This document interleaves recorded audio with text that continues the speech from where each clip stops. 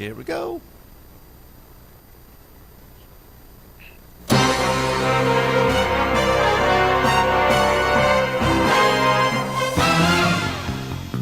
This show is a part of the Bumblebee Network. You can find out more information about this show or the network at bumblebeenet.com. That is BUMBLEB net.com.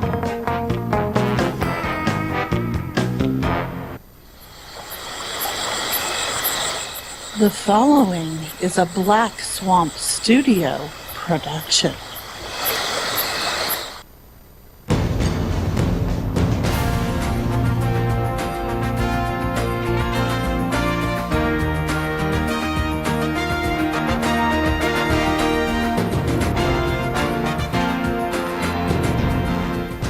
Welcome to show number 141 of the Your Wow Money podcast. I am Joe, and with me is Miss Lady Hava. Hello, my dear. Hello, Joe. Oh, my goodness. And with us is Reckles. Hello! He's awake. What's up? He's awake. And we have Dead Greed too. What's up? It's your man, Dead Greed. Everybody's here. That's a good thing. Yeah. What is this magic? We don't know. We honestly don't know. Like, no one's working? What? What is... I love it. I love it. Everybody's free. Let's talk about WoW. Yeah. Okay, fine. It's time for progressions. I get to show off some bling. Everybody, if you're on Twitch right now, take a look at the picture, because that's what I got in the mail from one Len Peralta, because I supported Alpha Geek Radio's Indiegogo account. And that picture just looks awesome. I'll put it up on YouTube here, hopefully today, because you get to see a really annoyed gnome. But I haven't done much else. I bought some bundles today in Heroes of the Storm, so I have the complete Uther set.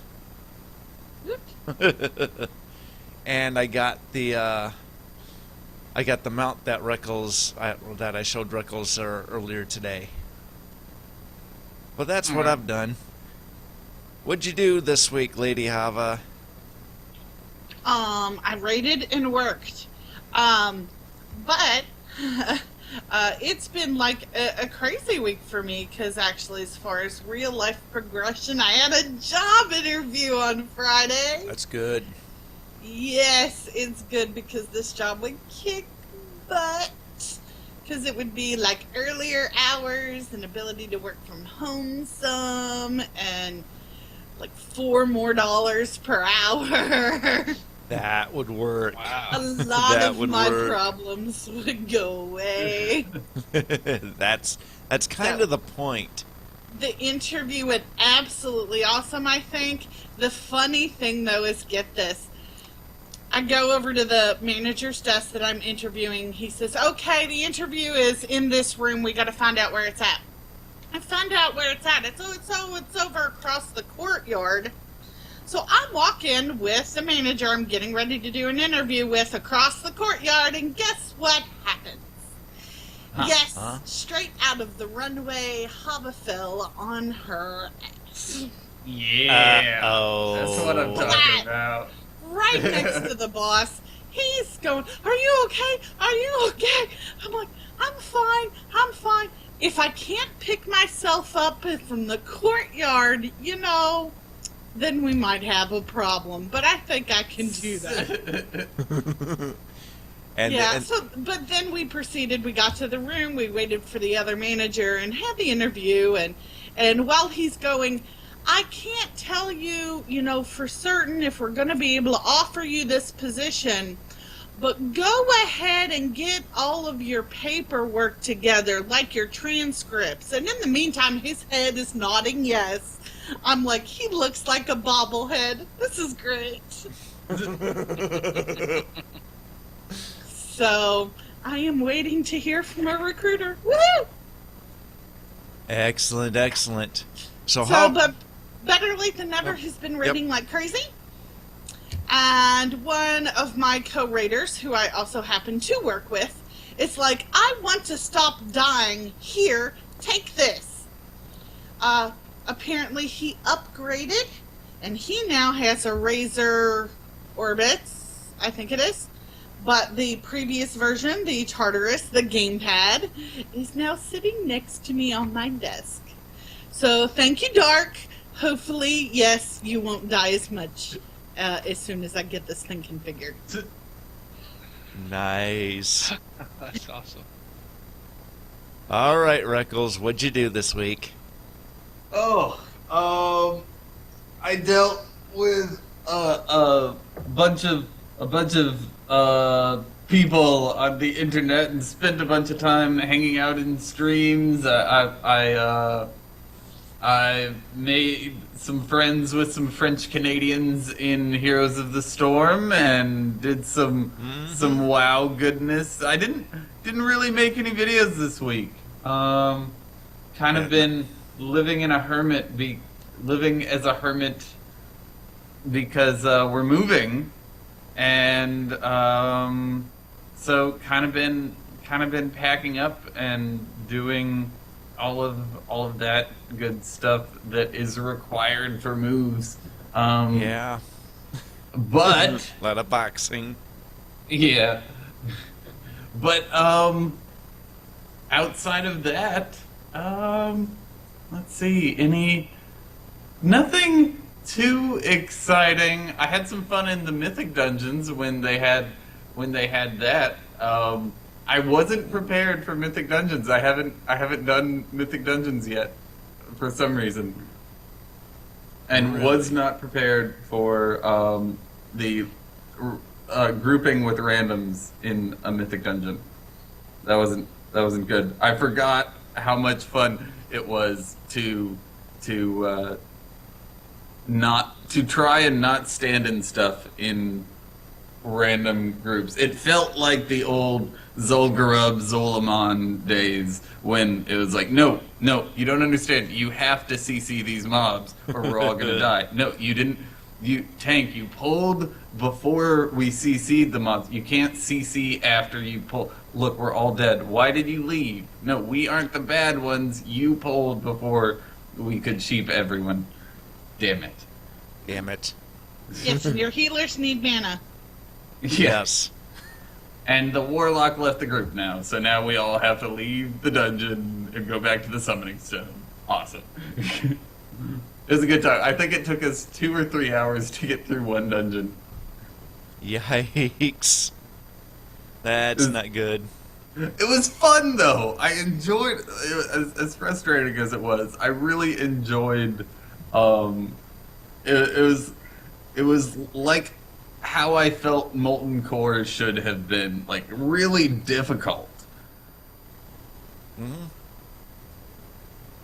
Excellent. I know, because we were running around with you, me, and Dead Greed there last night. Yeah. And then you and me right before the show today. So, Dead Greed, what else did you do this week? Well, now that I'm not muted, Archimon's dead. Woo!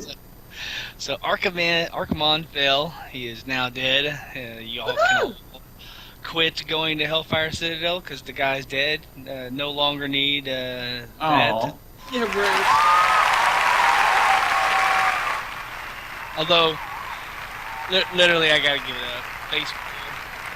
Also, hate team. Those guys are the best. Although right now I am not rating because I am in a personal flux. I got laid off on the 21st of September, which also is my birthday, so that was good. So I came home, no job, and I since then have found a job. So Dang, you're awesome like yeah, that. Greed don't mess around with a cat. You know what I'm saying? Look, Get on it. I came home on the 21st. Like, I got off on the morning of the 21st, and I came home, and my wife was, like, trying to birthday stuff and blah, blah, blah. And I'm in here, like, pounding on the computer. I filled out, like, 300 job apps. Jeez. And, yeah, I didn't even... She had a little birthday thing for me. I didn't even go to it, because I was just, like, filling out applications. I ain't got time for birthdays. It's Hey, time look. to make some money. You know what? I'm gonna have a birthday next year, hopefully. You know what I'm On the saying? beach, you know. So, well, it doesn't matter where yeah, I'm gonna have one of those later in life, and I need a job right now. So I don't mess around with stuff like that. So anyway, I went to that job interview, and it was. The job interview was awesome. I've never went to an interview and not gotten offered the job, so that's cool. I'm still batting 1,000 on job interviews, I guess. You want to throw a sports analogy on it? And I was in the job interview, and the dude was like, "I gotta interview one more guy. I can't tell you that I can give you the position right now, but I gotta interview the next guy that's coming in, because I already told my boss I was gonna interview both people." So I was like, "Oh yeah, no problem. Just call me later or whatever." And I was walking out of the building, and that dude that was getting interviewed was walking into the building. He was wearing a ripped up, dirty ass shirt with some nasty sweatpants on and a pair of flip flops. And I literally, I opened the door for him, and I let him in the building, and I pulled my glasses out of my pocket and was putting them on my face, and I was like, "Yeah, this guy ain't got a chance." This dude ain't. This dude's chance is lower. Like, this dude could get a Memron's head to drop faster than he was gonna get that interview. Who wears flip? Okay, just pro tip from your team. Yes, At your exactly. WoW money. Don't friggin' wear flip-flops to a job an interview. Yeah. Look, Dress up nice. You want to know how bad it was? My coworkers have never seen me in a dress in a year and a half until Friday. yeah. Let me tell you something. Yep. If you get up in the morning and you're gonna go to a job interview, and you look down at yourself and you go, "I have two options. I can go dumpster diving, or I can go to an interview." You may want to change. There's Yep. there's like a school of thought that says you should dress one level above the person that is going to be interviewing, and there's a school of thought that says you should dress one level below the person who's going to be interviewing you. If you want to be safe, just dress on the level of the person who's going to be interviewing you, and you're I will fine. not take that. The manager I interviewed with was in a t-shirt and jeans, but hey, Hey, doesn't matter. Yep. Look, when you go to a job interview, you are selling yourself, Yeah. and I've that's also 100%. seen him in a full, three-piece suit, so it's like, Right. And that's really the level that you want to achieve if you're going to do an interview. Oh yeah, you know what I was in? I was in a suit and tie.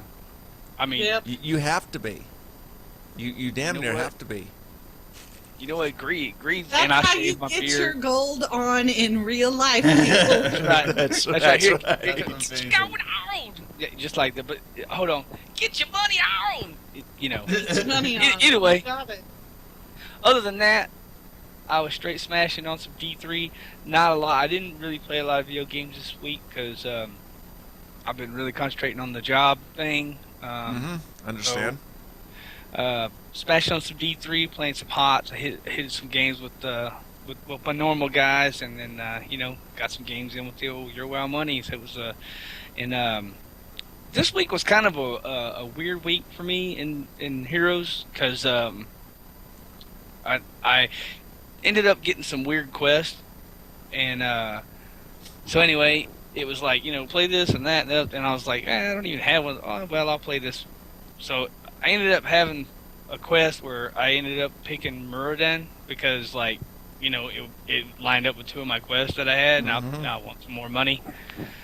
So anyway, I played that guy, and wow, ton of fun. I love the dwarf toss. Jesus, I wish somebody would have told me about that, because that thing is it's just awesome. It's good. Like, That's good stuff. That's real good stuff. You can jump over buildings, over walls. That is the funnest thing here. I love running in and just and then punching people in the face. That is so great. It's about the same as Illidan's Dive, almost. Yeah. And then today I had another quest, and I ended up playing the monk because I needed him for a quest. And oh my God, I have a buddy that I play with Diablo a lot, and also we also team up to do dailies, and he loves to play that Stitches. And oh my God, how fun is that when he jerks people out of the crowd and I just 7-handed strike them? I mean, oh yeah, it's That's what you do. And I'm telling you, I don't know, this whole heroes thing is just I don't like PvP. I just don't like dealing with players and other things, and and getting ganks and all that non-fun junk that happens in video games and all that smack talk. I really don't care about all that. I just want to have fun. I want to make some money. It's about enjoyment of the game. But man, this Heroes is just, it's beyond anything that I ever thought it would be, because I'm not into MOBAs. I'm not into any of that. And man, this thing is just, the more I play, the more I want to play.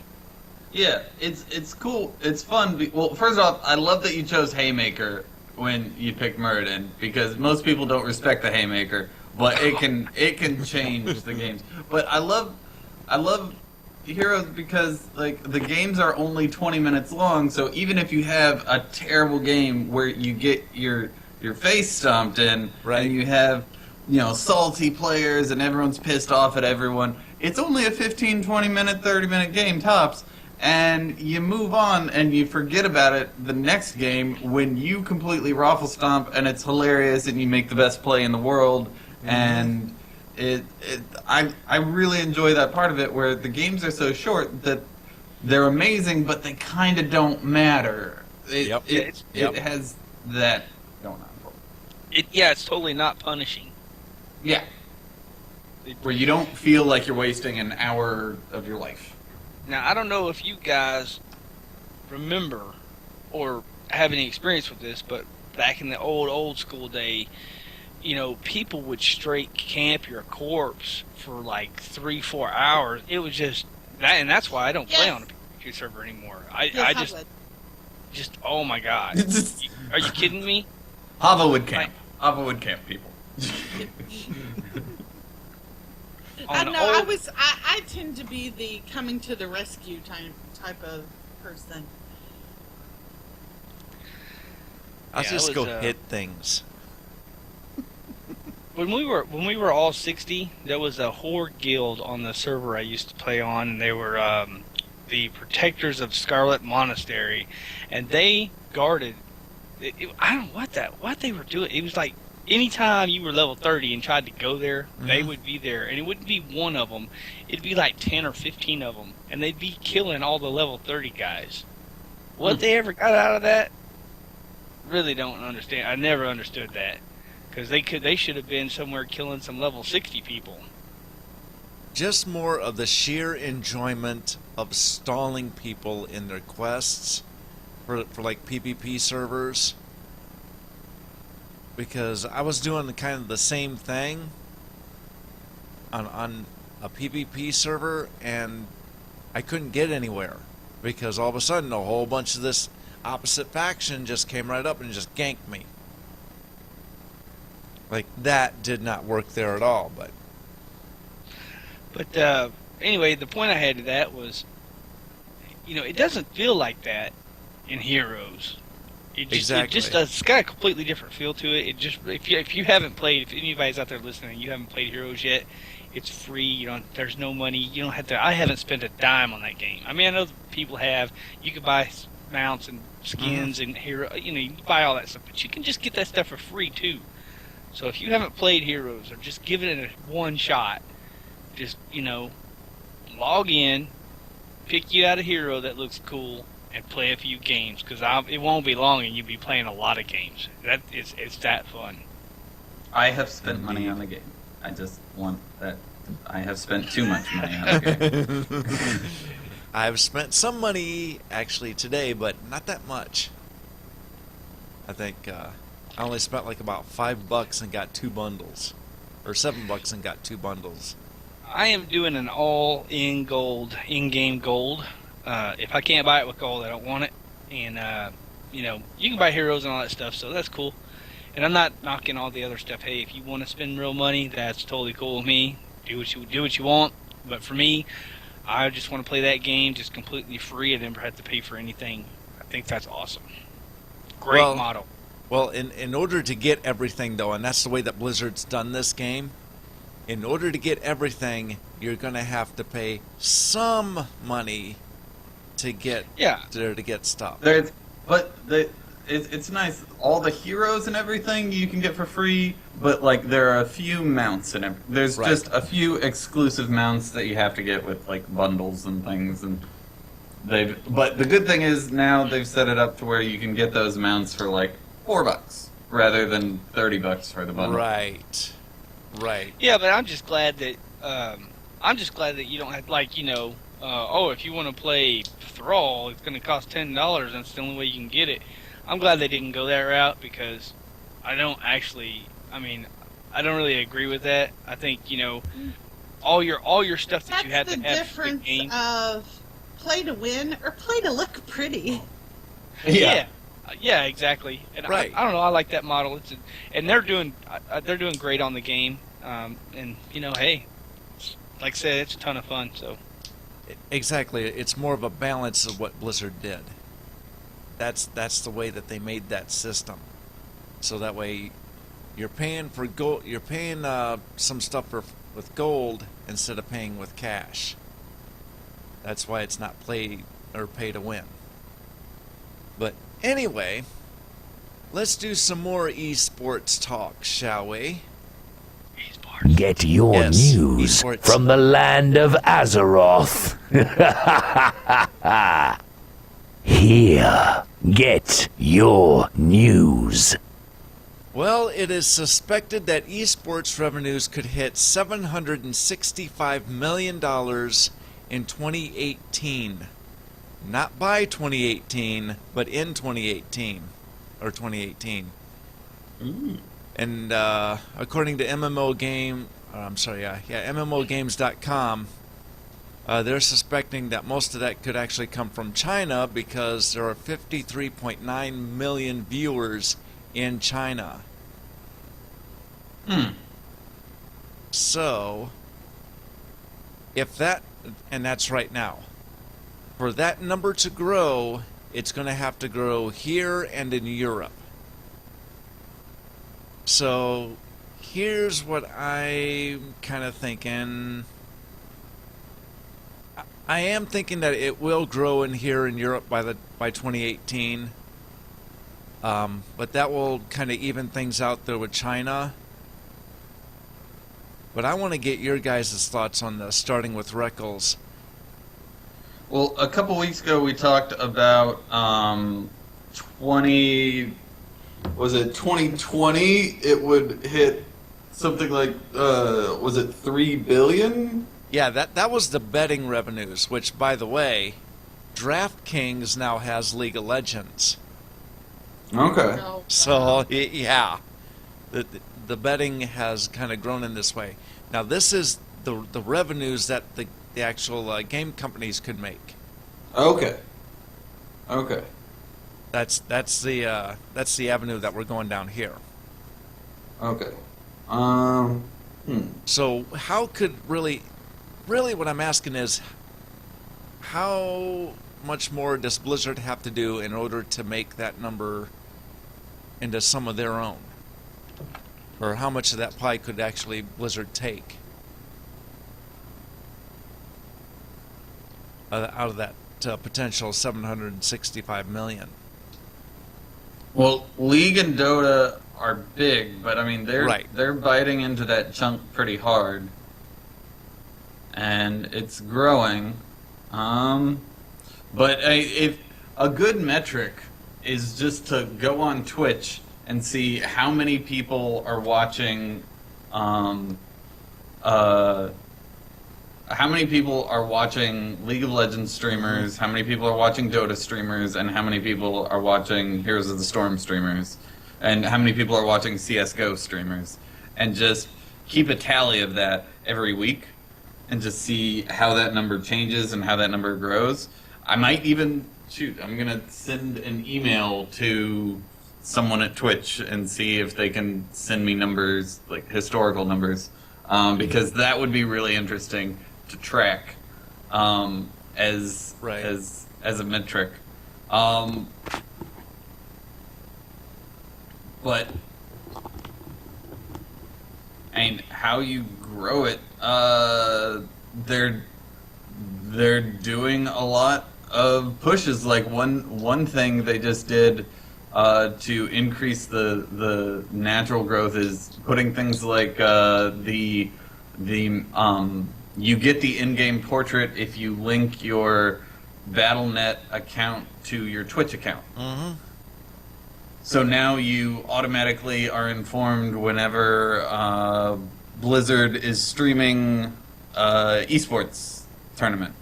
So now you're just more excited. You know when Blizzard's streaming. You know whenever there's a tournament an official tournament going on, and it will slowly give Blizzard more esports credibility as time goes on over the course of 6 months to 2 years. Yeah, that's just simple marketing there. Yeah. Well, let's keep in mind too that you don't only have Heroes of the Storm, but you have a game called Overwatch that's coming. Yeah. Mm-hmm. So this could be really big in the esports too. So I don't know, Dead Greed, how big of a hit could Blizzard make on this market once Overwatch comes out? I personally think Overwatch is going to be huge, and the reason why I think Overwatch is going to be huge is because everything Blizzard does is it's all record smashing, it's all off the charts. Everything is just, and you know how their games are so polished. They have that reputation. You know, they built that over the last 30 years or whatever. It's just like, you know, before WoW, what was the big MMO? You know, everybody was talking. Nobody could take it down, you know, and then here comes WoW, smash, and they just just phenomenal. They've even hit up to, they don't have it now, but I mean they hit up to 1,200 or 12 million players, and you know, you got, if you look, they have a little tool. They have a little tool called the Battle.net launcher, and I know everybody here knows what I'm talking about, but they have that little tool on there. And what happens if you play, you know, no matter what, if you play StarCraft, if you just play WoW, if you just play StarCraft, if you just play Heroes of the Storm, or if you're only playing Hearthstone, whatever, you know, or if you're playing a multiple of those games, every time you log on, you see that launcher come up, and you see all those advertisements for, you know, this tournament, that tournament, you know, these people, Cloud9's playing, this, that, the other.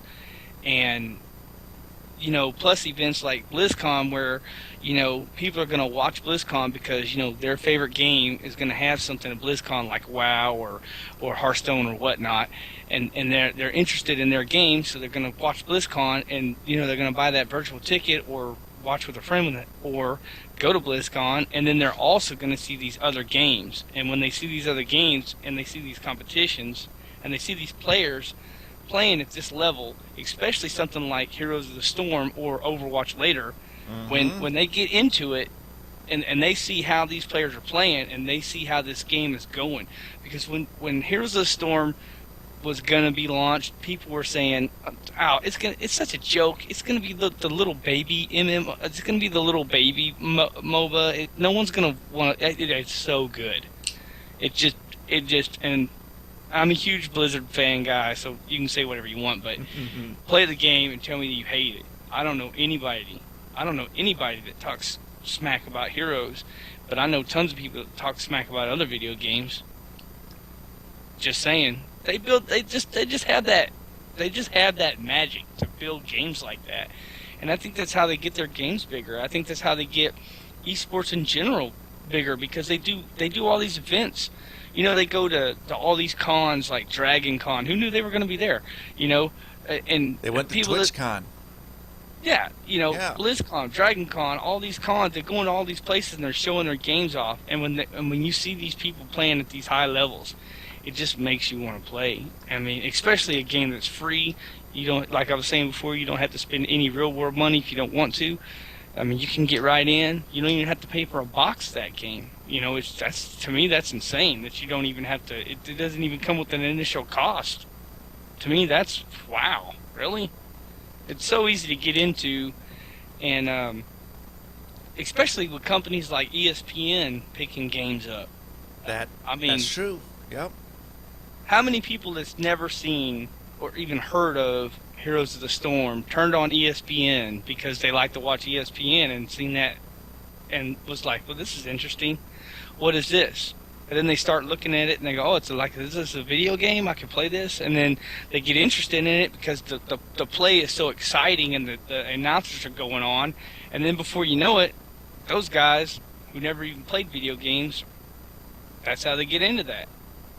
To me, it's smart.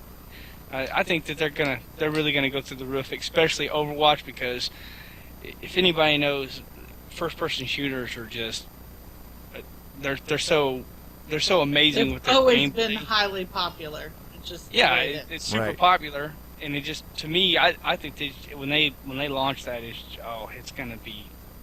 just gonna be insane. Well, I think that ESPN is going to be there, but it's mainly going to be on ESPN3 or the Watch ESPN app. If it's something that they think is going to be really good, like they did with Heroes of the Dorm tournament, then they're going to put it up on like ESPN2 or ESPN News, so that way more people could actually see it. They're not going to put it on the main ship because you want your premier content on ESPN itself. Well, yeah, but I mean, it's still you still see advertisements for it, even if you're not watching, say, ESPN3 or whatever ESPN. But still, it's just to have it televised. I don't care Right. what channel it's on, just to have it televised. There had to be a small percentage of the people that actually watched that actually had never played before. And I tend to think, too, that with the more sports TV stations that are out there, with like CBS Sports, Fox Sports 1, you're going to have more chances to have other esports on these different networks now. The possibilities out there. I'm just saying. But, moving on, and by the way, watch BlizzCon. I don't know if they're going to come out with any other games. We know that Blizzard does work on games, but just watch BlizzCon, see if they come out with anything more or any new stuff. Kind of like there's some new hero skins and some mounts coming soon. Oh, yes. There are. Including Lieutenant Morales and Artanis. There's a Marshal Raynor with themed abilities, a Buccaneer Falstad with themed abilities, Marshal's Outrider mount, a Void Speeder mount, a Nexus Battle Beast mount, Headless Horseman's Charger mount, and a Vulture mount. Reckles, you play Heroes more than anybody else here. What do you think about all this stuff for Heroes of the Storm? Well, I'm super excited about all these. They've announced the two heroes. They've soft announced Artanis before, but and they've hard announced Lieutenant Morales Yes, they have. before this, but this is the first, like, hey, here's a picture of her, here are all of her skins, she's awesome, she is the medic from StarCraft. She has a medevac. So one of her ultimates is actually transforming into the medevac from StarCraft. She can pick up another player, or maybe the entire team. I don't know, but she calls down a ship and can teleport you anywhere onto the map. And like there's going to be some amazing plays that you're going to see where, everyone's at... Illidan's about to die, and then all of a sudden, down comes a ship to save him. Or like you're defending the core, you get a team wipe, and then you just medevac everyone to their core and destroy their team. Just like, oh, and our core's dead. All right. Like, Boom, boom, you'll boom. just be able to do some crazy stuff. Or, just teleport two people who have crazy survivability to the core while you're getting an objective. And just, like, you're gonna have to... But she's also a healer, so that's really cool. And one interesting thing that's kind of... I'm not sure how they got away with this, but she's got... one of her master skins is...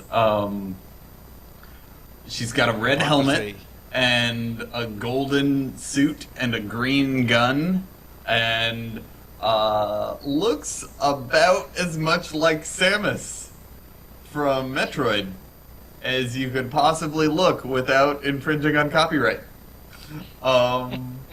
They can do that. They can do that. I mean, it's pretty clearly Lieutenant Morales, but it's also pretty obviously Samus. And then in the video, it's really, really sad. The only other thing is that in the video, it's really sad. Raynor, they've got this really epic, sad music going on, and when they're showing off Raynor's new skin, he kills Tychus. And it's just sad. Because Raynor kills Tychus, and that's lore. Right. Yep, that's lore. And But- it's like sad music, and it's at the climax where they just are showing how awesome Raynor is, and it's like, oh no, don't, oh.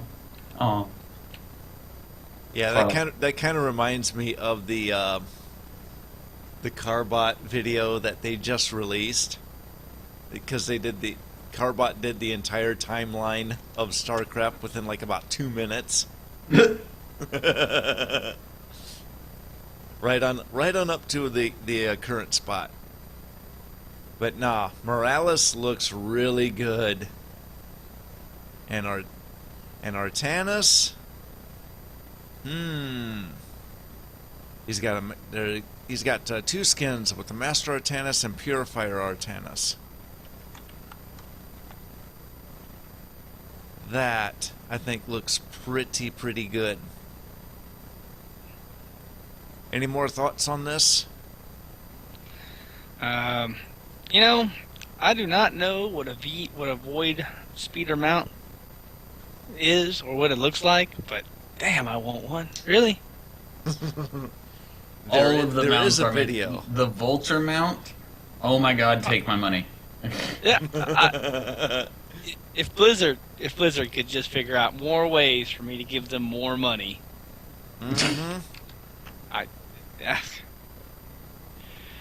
here is my wallet. Oh, that is amazing right there. Jesus. Yep, there's the hypocrisy that we can see, and nobody else can. Yeah, that's the Samus. That's the Samus right there. That's the Samus. Yep, that's as close as what you can get without crossing the line. Blizzard does like to do that. That's not too bad. Anyway, moving on. The BlizzCon 2015 in-game goodies has been released. Yay, If you they're got the pretty. virtual... Yes. Hava, I know what you're most excited about. That's the Mercadin pet. Hang on. He's so cute. Hang on. You are not prepared to pet battle, apparently. Heroes of the Storm, Nexus I'm Battle right now. Beast Mount. Hearthstone's 2015 card back. It looks cool. Now that does look awesome. StarCraft 2 Portraits. Diablo 3 BlizzCon Pennant, Pet, and Portrait. Hava, go crazy on that Mercaden pet. He is so cute. No, I mean, I loved last year's Murky Pet, but crossing a Murloc and Illidan, that was just genius. That is, he's got the glaives, the horns, everything. Yes, everything. Okay. Does anybody else have a favorite on this list? I have a favorite dislike. Okay. Uh-oh. Which okay, one? Look, I'm a huge Diablo 3 guy. I love my Diablo 3. And I also love all my stupid little portraits that I got. But really, who designed that? Whose kid at Blizzard designed that freaking portrait? It does not look good. It's a Murloc. I understand that, and I understand Murloc is the symbol of BlizzCon, but they could have done a much better job. Really, I don't like it. Everyone likes Murlocs. I mean, the pet is cool. I don't carry them pennants around ever. Have you- That portrait, I will not use that. That is just that thing. It does not look Have good. you bought Murky yet? Yes. Have you played him? No. No. Okay. After the show, we'll play a couple games. I'll show you how to play Murky, and you will love your new portrait. Yeah, I'm just saying I don't like the way it looks. I get that I understand what it is, and I know that BlizzCon that's their symbol. I understand all that, but I think that portrait does not look good. If you see the season 4 portraits, they look so awesome, but that thing, that is not awesome. That is the definition of not awesome. And Sorry, Blizz. they I gotta- crossed Murky with a goblin in Diablo. But it just the art. Maybe it's me. I guess it's well done, but I just don't like the style of the art. I guess is where I'm getting at. Just don't like It is kind of a Diablo-themed Murky. It's kind of like Murky's such a Warcraft-themed Character, yes. Thank you. Yes. Yeah. And they made him a Diablo. They made a Diablo-themed Murky, which is just weird and terrifying, and it takes all the cute out of it. It really there's does. No cute left to it. Yeah, there has to be a degree of cute. Yeah. like I said, I just don't personally.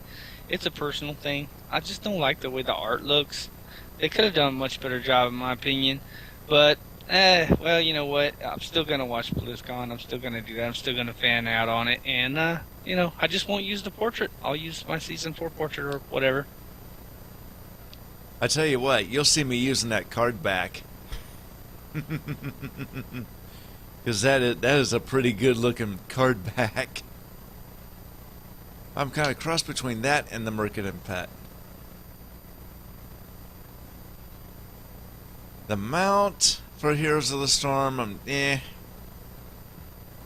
We don't know all the colors yet. Yeah, we don't know all the colors yet, but that's why I'm kind of mad on it. But the card back and the Mercaden pet, I do like.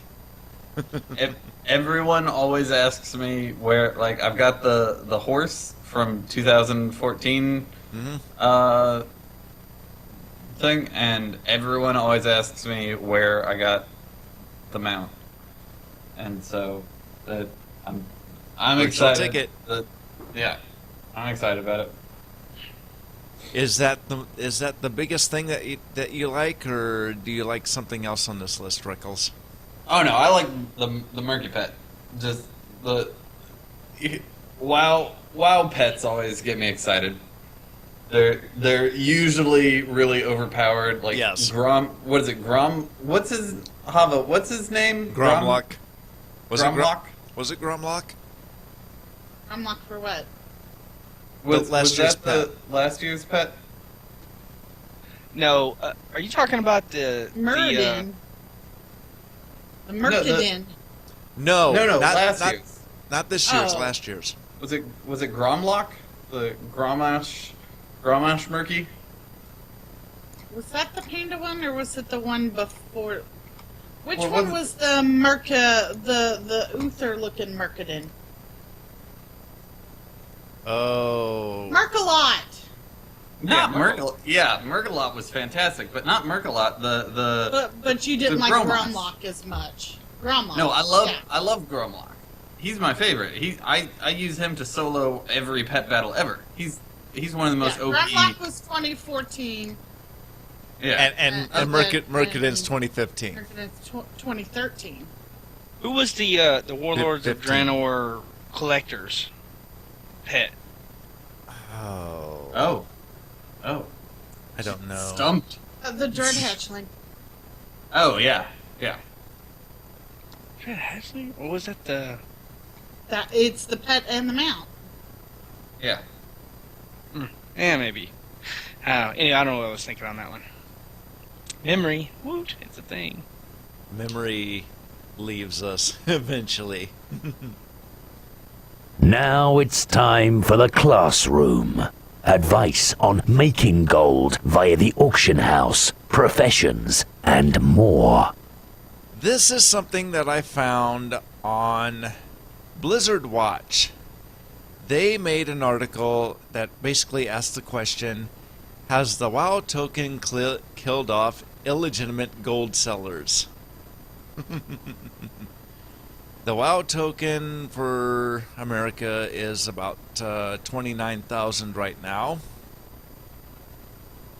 So I want to get your guys' thoughts. Do you think that this is actually happening? Did WoW really get a real good effect on the gold sellers? Because I know that's what the goal was. What do you think, Reckles? Well, I think I've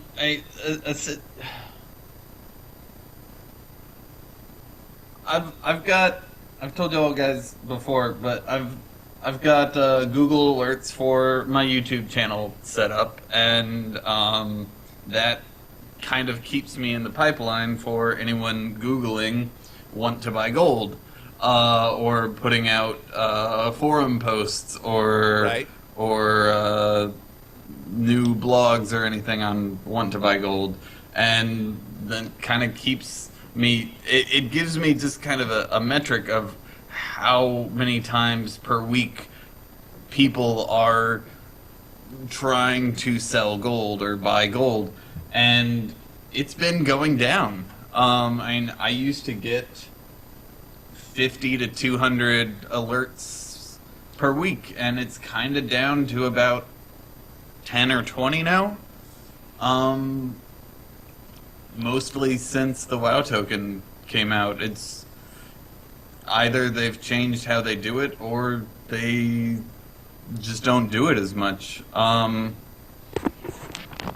that's kind of what this has been saying, is that it's kind of a mixed message from this article. Actually, they've been saying that since this token, since the token came out, they've kind of just, the companies have stayed in business, but they just switched to other games. Right. Which kind of makes sense. Have you been keeping somewhat of an eye on this, Sir Hava? What do you think about this? You know, we were just talking today, you know, what is the gold price right now? And it's almost up to 30K. I mean, that was going to be a big break point, I know, for a lot of people, just individuals who said, I'm not buying any tokens to sell until I know I can get 30K out of it. At Myself least. included. Yes. Yeah. So, we're at 29.4 today, and so I am waiting for that break point because it's now 29.5. It went up a few gold in the past hour. I'm waiting for that break point because once it hits 30K, I expect to see a massive increase in the purchases. Then, probably within the next week or days even, we could have another major bottom out. So, that's what, as a buyer, I'm waiting for. True. That's why I'm up, that's why I get alerts from the Undermined Journal, because they are giving alerts out to wherever level you want to get alerts at. So once it hits 30K, I'm going to log in, buy one, put it up on the auction house, and say, boom, there's 30K right in my mailbox. Yeah, it might even be better just to sell one. Like, if you're going to buy one and sell one, do it now, just while you know that you can get 29.5. Like, just, I don't like volatility. Yeah, but would that be a good idea there, Dead Greed? Would you wait to 29, or would you buy it at 29.5 right now, or would you wait till it hits 30 and then pay cash for it to get 30K gold? Well, I think as far as buying it and trying to get some gold out of your token, I think, you know, it's Friday was yesterday, so a lot of people got paid. The people are going to be looking at this, and the price has gone up considerably. So lots of people are going to be buying. Lots of people are going to be posting them in the auction house. So that's only going to happen. Only one thing is going to happen to that, and that's just going to mean that price is going to go down. Yeah, but that's what I mean. You might not be able to sell it, because if everyone goes in to buy them as soon as it hits 30, and then everyone buys 50 of them and tries to sell them, then all of a sudden the sellers are going to flood the market, so prices are going to fall, and you're going to try to get 30K out of it, but then you're going to try to get 29K out of it, then you're going to try to get 28K out of it, and everyone's going to start undercutting each other. And the Well, it prices doesn't undercut like that with... Right, it doesn't undercut like that No, because it's a blizzard prices are controlled locked, market. but Right. you know, the more that's on the market, the more that price is going to go down. So I may have one that's locked at 30, but you'll have one that may get locked at like 25, or, you know, whatever the price is when you happen to buy it. To me, It just depends on when you get to sell yours. Yeah. Right. I personally, and I talked about this before, but I personally think that they really should have just locked the price at 30,000. It shouldn't have been this up and down roar of, oh, sometimes you can get 25, sometimes you get 20, sometimes you get 30. I would not personally mind paying 30,000 to get it every time if I know it's always 30,000, because my thing now is, okay, it's 29.5. I don't want to buy one for gold because I could wait and maybe to go down, but is it going to go up? Is it going to go down? You really don't know. So you're playing this game, and I think that it really fluctuates the market. If I knew every time I went to the auction house it was always going to be 30K, I would have a goal. I could say, okay, I need to make 30K this month because that's what I want to buy my token with, and then I have a goal, and I can get out there and I can push for my goal, and then when I get my 30K, I go to the auction house, I buy my token, and then I'm happy, they're happy, and it's a win-win situation. I think that Blizzard letting this token go up and down all the time, I think it just creates more bad publicity for them, and they really don't need bad publicity right now. But I mean, that's how you establish the price of gold, like by creating this market. That's how you create a legitimate value for gold. Yeah, but like I said, just personally, I just think they should have just locked it at 30K, and it would have been just fine. You know, they should have just said, look, here's the token, it's 30K. Put it in the auction house. You get 30K out of it. If you want to buy one, it's going to cost 30K. is $20. They totally could have done that, and I think that they would have gotten a lot less bad publicity in the long run. At first, maybe people would have been like, "Wow, $30K," but really, I think it would have been just fine. Okay. But these companies will stay in business. Now, I would agree too that 30K is probably like a good selling price there for the Americas. Every market or every region of the world is going to be different in this case, but in EU the token sells for 50K, right? And in Korea apparently it hits over 200K. I'm trying to get a yeah. I'm starting EU account for my interviews that I'm doing, and buying the tokens over there, and they are more expensive. Yes, they are. Yes, they are. Because every region of the world's different. Like China is about half of what the Korean market is. EU is about half of what China is, and we're really at the bottom here. So we're cheap like that, I guess. Anyway, when I hear that, the one thing that comes to my mind is who is paying 200,000 gold for 1 month. I what? And I like money and I like making money, but to me, who is paying that much? Who is Their doing that? markets are completely different. I mean, the prices for things over there, it's like yeah. That just means that like ore over there costs 10 gold. Like instead of one. yeah, instead of BlackRock ore over there doesn't cost 1 gold per ore, it costs 10 gold per ore, so the More token people over there are gold capped on 3 or 4 characters. If their gold cap isn't higher anyway. yeah.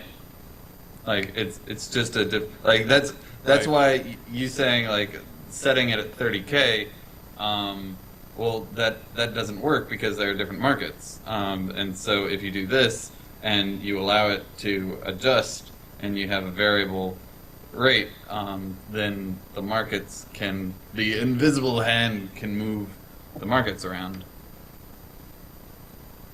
and set the price of gold. Yeah, well, that's, like I said, that's my opinion. So, either way. Yep, that's okay. Now,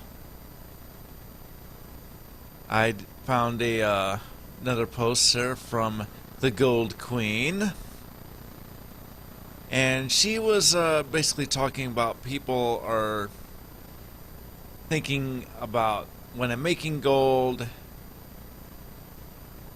where can I get lots of it because I want to make it quickly. And really, if you're just starting out, it's not a sprint, it's a marathon. So she did give some thought processes of what you should be thinking of when you're trying to make gold.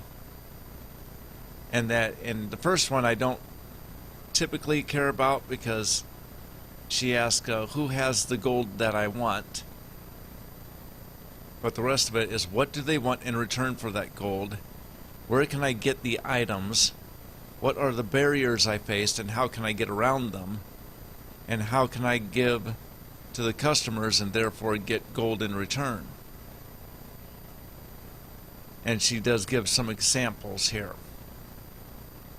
But really, it's about what do the people want. So Dead Greed, what do you think would be about the best way to make some gold? Are you watching trade chat? Are you watching, trying to figure out what people want? Well, I mean, yeah, you can. Me personally, I just I don't work that way. Me personally, and I've talked a lot about knowing your market. You know, Lady Hava could tell you, you know, about her pet market. She knows that upside down, right side up. It doesn't matter.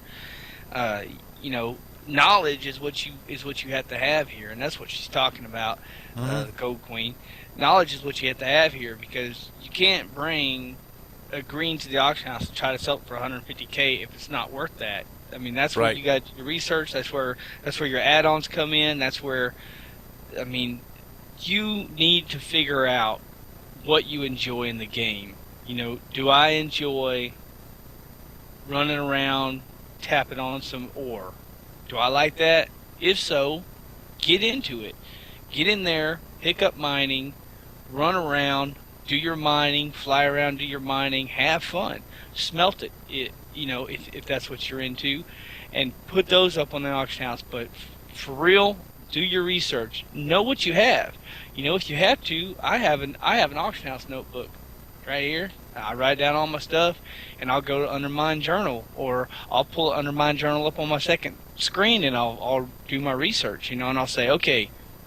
And sometimes I go to Undermine Journal, and I just look at things, and I'll say, oh, you know what?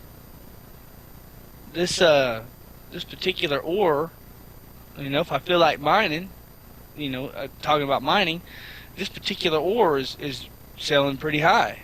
So I'll Google where's the best spot to get that ore, like iron, or, you know, whatever ore it is, ghost iron, for example, or anything. And then you figure out where, and then you just go and you farm it up. Then you put it on the auction house. To me, it's a game. It's a game within the game, and the game is making people buy the things that, you know, knowing your market and selling at the right time. Because it's crazy how stuff will sell on Monday, but it won't sell on Tuesday. Or stuff will sell on the weekends only, or some stuff will only sell, you know, Thursday and Friday. So knowing your market and having that knowledge is where it's at, for me. What are your thoughts, Sir Hava? I have to agree in part with that, but, you know, the Gold Queen also talks about, you know, things like taking a look at what is and isn't selling, or taking a look at things that are selling well on the auction house, and then going, okay, I need money. How can I go farm the things or get the stuff to make that and sell that? Well, first off, if you're looking at the auction house, following that up with the Undermine Journal, just to make sure that the person who posted it for a reasonable price, and is not just being stupid. But I did something almost similar. So, for example, somehow I ended up with a lifelike toad. I don't know where I got this extra lifelike toad, but it was in my pet journal. I'm like, great, I'll just put it up on the auction house. What is it going for?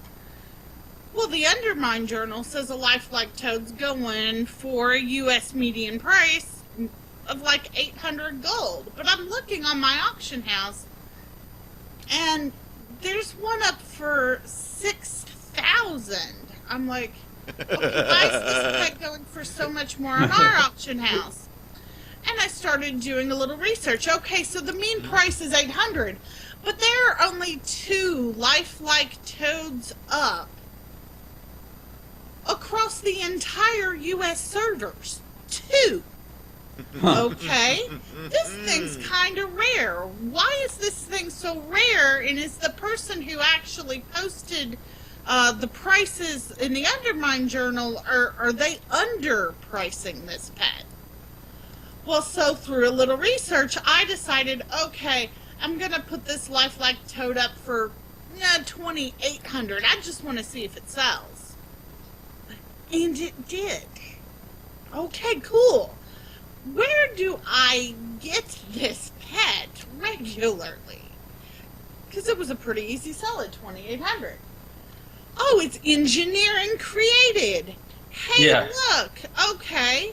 Of it being engineering created, here is everything I need to make a lifelike toad. Ran me 25 gold. Yep. I'm like, great! Everything I need to make the toad ran me 25 gold, and apparently I can post it for 2,800, no problem. This is going to be a great money maker. Get on my That's a engineer, great and I go, clip. oh crap, I don't have this pattern. Where do I get this pattern? Huh.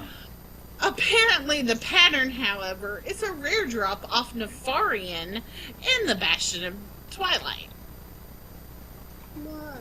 There's your sign. There's your sign. The pattern alone says it sells between 10 and 12k. So if you need some quick gold, go farm Nefarian for this freaking pattern. There you go. You know, put it up on the auction house for 8 to 10 gold, and I bet it'll sell like a hotcake because engineers want to buy this pattern. I want to have this pattern. If someone has this pattern on Earth and Ring, I will buy it from you for 10k gold. Because then I can buy all of the materials for happy 25 gold and turn that into 2,800 like hotcakes. Yeah. So in the meantime, I'm trying to figure out right now if my little 94 warlock can go solo Nefarian. This is going to be fun. Go for it, Reckles. Yeah, I was just gonna say that I'm writing that down for my next video, and I will give. I'm gonna There go it is. see how many attempts on Nefarian that takes. It takes to get the schematic for a lifelike mechanical toad. Yeah. Interesting. But also in this post, she talks about living steel, trillium bars, and spirits of harmony. We've been there and done that. But that came back up, Reckles. You can still go farm. I mean, everyone has a farm to go create these things. Everybody. Yeah, and she talks about going through and how to look at the Undermined Journal and see that prices are going down and quantities are going up, and so it might be better to just farm these and put them on the auction house, or make it, be a supplier of the mats that you farm rather than flipping, because more people are trying to flip, or more people are just unloading. But the thought process is the coolest thing about this post, because she's not just set, like, the easiest post here would have been, look, people are in trade chat saying want to buy or want to sell these tiger mounts. So here's, this is a popular item that's selling right now. Here are the mats required. Here's how much you should sell them for. Here's how much gold I made this week selling these. Like, that's not what she did. Instead, she went into, she didn't even say to make these. Nowhere in here is she saying it's a good idea to make them. She's going through, you should actually maybe be a supplier to the people who are excited about making them, and should you be a supplier even? Is that worth your time? Maybe, I don't know. Here's how you find out. That's the whole point of, I don't know, gold making in our whole part of our show. Yep. We've branched out some, but that's We have. It's one of it doesn't. I really like this post. It doesn't quite, it misses the mark just a little bit, but I love, it's one of my favorite posts ever. But it just doesn't quite hit what it's trying to say for me. But I think if you read it and you go through it and you just try to get inside her head as she was writing it and going through her process, you can really get inside the head of someone who's gold capped on 15 tunes. So, like, this is the best post of getting inside the head of a gold maker, I think. Yep, and that's why I put links up in the show notes. Just saying. That way everybody can read it for themselves, and they can say, okay, maybe I could go do this. Or maybe I get the point where some people are not. Yeah, like panther mounts. Okay, what next? Okay, these mats. Well, what next? Well, this is what I learned from looking at the Undermine journal. Okay, what next? Because that's what new gold makers and intermediate gold makers and even advanced gold makers get. Like, you find out information. Okay, cool. Well, what do you do with that information? Do you go and sell that thing? Do you undercut someone? Do you go farm something? Do you go, I don't know, go craft it? Like, what do you do once you're done on the Undermine journal? What do you do once you're done with your farming run or your crafting? Like, what do you do? And this is the best way of, like, starting to get inside the head of that person. That is a good starting thing. And this would be a good read for people. Definitely. Now, talking about starting things, Tauna, the Wolf of Warcraft, he's going to do a gold cap series up on YouTube. I will put the link up to that YouTube site up in the show notes. So, Reckles, you do a lot of YouTube. How do you think he's going to do? He already hit gold cap once, and I think he gave it away, so I think he can do it again. Yeah, but this is really starting out from scratch, if you know what I'm saying. So, I don't know. This is going to be really good. I mean, he seemed to be really nervous. All right. If you watch the video, you can tell that, and even he admits that he was nervous. Well, that's neat. I like Tauna. He's a good guy, and I think he'll do fine. What's up, Dead Greed? You know, I have a lot of interest in this. I actually subscribed to his channel because I really want to watch this, because I have thought about doing this same thing, and I've done it. I've done the same. I just didn't record it. I've just I've jumped on a random server on a random tune and just smashed. How long is it going to take me to make whatever? I've done it before, and I like it. I'm really interested in seeing his videos and just how he goes through and makes his progress. I mean, I seen that he was saying that he's going to get to 100. He's going to do this. I don't much care about that. I more care about what's he going to do to make that money. And he's going to video log it so that you can see it. Awesome. I don't know. I think I like it a lot. He is not going to show the leveling process. He's more going to be talking about the gold making process. So if you happen to see a ding or two, that's probably going to be more coincidental than anything else. But no, he's going to show the gold making process as he is leveling. I think that's cool. Yeah, I think that's pretty cool too. What do you think, Hava?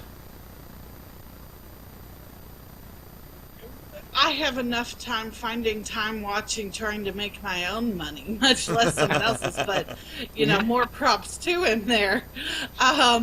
So, yeah, that being said, I think it's a great idea. He's definitely gonna get a lot of followers, because that's exactly what the people want. People want to know, how do I do this? How did you do it? Everybody does it a little bit differently. Case in point, Mom just did her garrisons. She didn't create anything. She didn't sell any finished product. She sold mats. Everything from the Bloods to the Ors to the... But she did it across, 12 tunes on 2 different servers. That's all she did all day. She wasn't reading. She wasn't anything. But, hey, that's what she got done. Yep.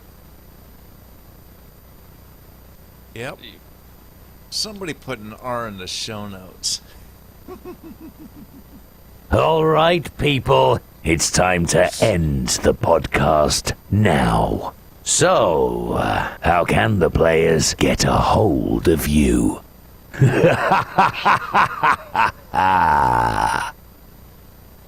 Just saying, somebody put an R in the show notes. Alright, guys. You can find the show live at 3 p.m. on Channel 2, the tunein.alphageekradio.com, and on the TuneIn app. You can also find us live on yourwildmoney.com/live at 2:30 p.m. on Saturdays, but not for much longer. What? What? But if you don't want to listen to us live for very much longer at 2:30 p.m. on Saturdays, you can hear us on Stitcher, iTunes, or any other podcast app.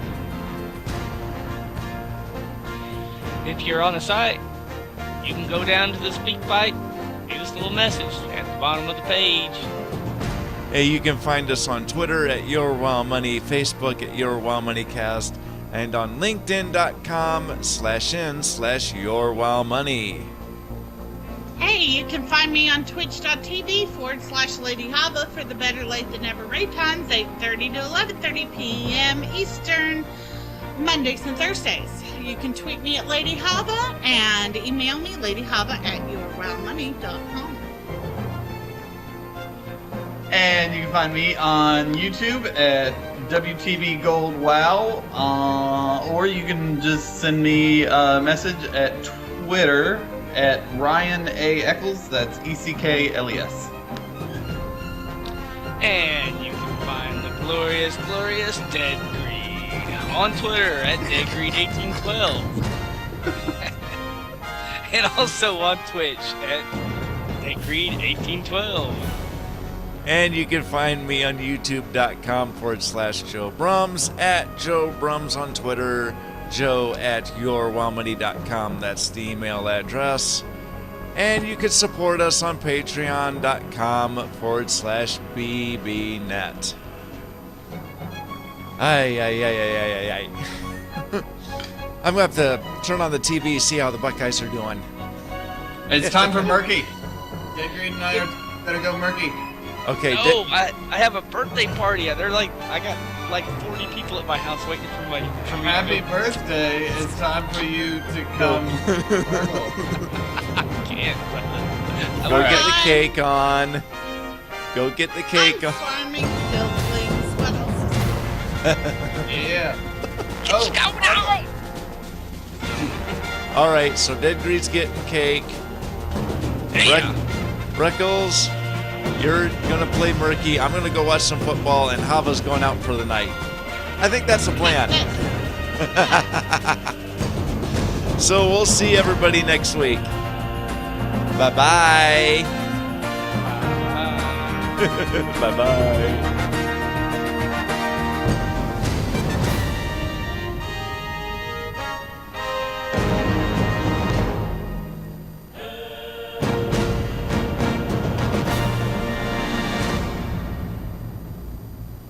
This podcast recorded before a live internet audience. To learn how to listen and watch live, visit tunein.alphageekradio.com. Excellent.